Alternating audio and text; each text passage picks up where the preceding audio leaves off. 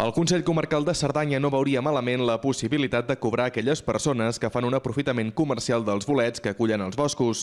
Les darreres setmanes s'ha posat sobre la taula el debat sobre si cal cobrar o no per tal d'accedir al bosc que aculli bolets. Tot i que el Consell Comarcal de Cerdanya encara no ho ha debatut i per tant no té una postura totalment definida, el seu president sí que és partidari de fer distincions. Jo penso que aquí s'ha de fer distinció entre dos tipus d'usuaris de la muntanya, no? La persona que va a la muntanya quasi bé a passejar i busca allò recollir el seu cistellet de rovellons pel consum propi. Jo penso que aquí no s'hi hauria d'entrar a cobrar. Penso que en aquest cas el bolet acaba sent un recurs turístic més i crec que seria anar una mica contra el sentit que ens mou a tots plegats de fomentar el turisme si això es volgués cobrar.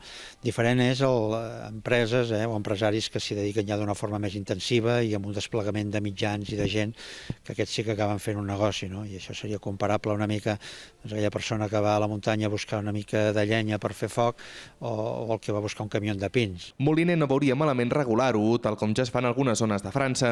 Aquí a la zona francesa de l'Ariège em consta que està regulat i això també acaba provocant a vegades també que hi hagi un desplaçament de gent que si allà em cobren vindrà cap a les regions veïnes. No? És un debat que l'hem encetat, com ara no hi ha una postura comuna perquè jo penso que això mica en mica anirem parlant i podem arribar a tindre una postura unitària de la comarca.